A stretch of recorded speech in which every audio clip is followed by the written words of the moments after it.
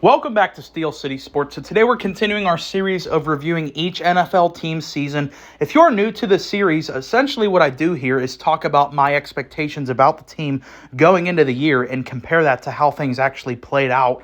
And we've already put out a video on my Steelers. We've already put out a video on the Baltimore Ravens.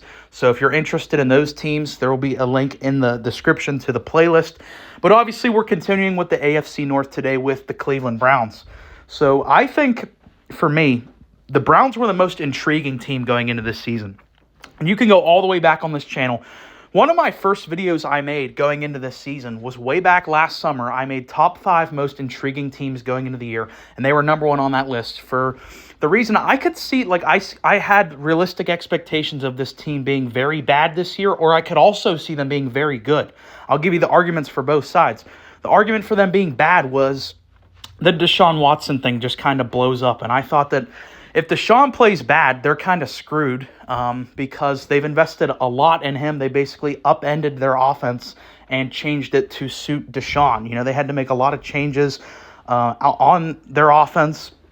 And it just looked a lot different from years prior. So I was like, well, they're going to have to rely heavily on Deshaun, and I just don't know if I trust Deshaun anymore. Just given you go back to 2022, the 5 or 6 games he played, he did not look good whatsoever. And, you know, I was like, well, you can attribute that to rust, or maybe he's just not the same player anymore. But I also thought there was an argument for them to be a good team, because if Deshaun was even like 70 or 80% of what he was in Houston, that's still a fantastic NFL quarterback. On top of that, the Cleveland Browns just have so many good players at the key positions. Like you look at offensive line, like left tackle, check, they got that. Receiver, they have a great receiver in Amari Cooper. They have one of the premier defensive players in the NFL on their line with Myles Garrett, who just won Defensive Player of the Year. They have a star cornerback. They have a stud head coach. So it's like, if you can just get like even a slightly above average play from Deshaun, the other guys on the team are good enough to really elevate this team. And it's kind of crazy how things played out. And it's why I think Kevin Stefanski rightfully deserved Coach of the Year this year. Because if you would have told anyone, even like the most diehard Browns fans going into the year, yeah, we're only going to get 6 games of Deshaun, and we're only going to get like 1.5 games of Nick Chubb, and we're still going to win 11 games. No one would believe that, because, at least for me, I was like, if they're going to be good, it's going to be because Deshaun and the other great players, specifically Nick Chubb, who's probably, outside of Myles Garrett, their best player. So the fact that you didn't even have those guys for basically like 2/3 of the season for Deshaun and basically the entire year for Nick Chubb just shows the coaching mastermind of Kevin Stefanski, who now, this is his 4th year as an NFL head coach, already has 2 coaches of the year just for the job he's done in Cleveland, completely transforming the culture, making the playoffs for the 2nd time as the head coach in Cleveland. And yeah, just the winning 11 games with the amount of different starting quarterbacks they had. I believe they had 5 different starting quarterbacks. Let's see if I can name them. Deshaun Watson, Dorian Thompson-Robinson.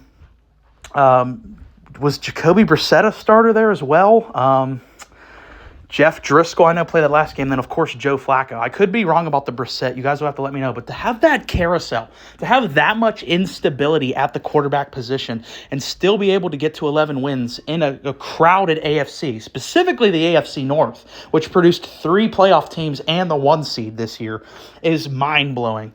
And it really comes down to competent offensive-minded head coach. This is why I always say to you guys, I have a strong bias towards offensive head coaches, because you look at the defensive coaches around the league. If their star quarterback, or at least their quarterback they're paying a lot of money to, if that guy gets hurt, your season's basically over. But Stefanski, being an offensive-minded guy, is able to pivot and change the playbook up to suit other quarterbacks. And that's exactly what he did with Joe Flacco. Now, Joe Flacco, I think it was a little overstated how good he was, because he still had a lot of turnovers, but he was a production machine. Like, he really flexed that deep ball ability that he possessed, his big arm. I mean, he fit in perfectly with Amari. They had a great connection, of course, with Njoku. And to go with that, like, the run game was still stable as well. Losing Chubb, they were able to pivot to Jerome Ford, who I think almost cracked 1,000 yards. So that's great. And then, of course, the defense is probably the standout of this team. Outside of Stefanski, the defense was sensational this year. They were one of the best defenses in the NFL. I know for sure they had the number one pass defense in the NFL. So obviously Denzel Ward and them in the secondary, they were incredible. Myles Garrett, like we said, won Defensive Player of the Year. Even though I'm a Steelers fan, I thought TJ should have won it. I disagree with that heavily. I'm not going to get into that now. Garrett, of course, had a phenomenal year individually. So I would probably rate this year at an A+, just for the fact that they won 11 games with 5 different starting quarterbacks, and Nick Chubb played basically a game and a half. That is sensational.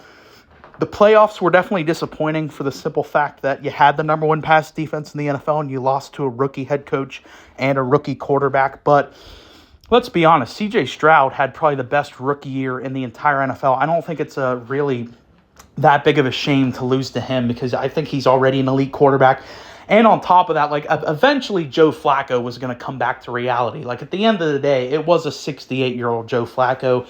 And eventually, like the reality of the fact that he was sitting on his couch just a couple weeks before, that was going to come to reality. And that's what I was saying the whole time. That's why I picked the Texans to pick that game, is I just didn't trust Flacco, and it ultimately was the reason they lost that playoff game. He flamed out, throwing 2 back-to-back pick sixes. But going forward next year, I just don't know. Like, because the Deshaun thing is so weird. The fact that Flacco looked better than Deshaun this year, Deshaun's cap hit like skyrockets next year. So that's definitely something we'll be talking about in the offseason. I don't want to go too far off track on Outlook because it's just a season review. So let me know your thoughts down in the comments, especially if you're a Browns fan. You had a pretty fun year this year. Let me know. Even if you're not a Browns fan, of course, we want to hear your thoughts on the Browns. So if you made it this far, appreciate you listening. Please like and subscribe.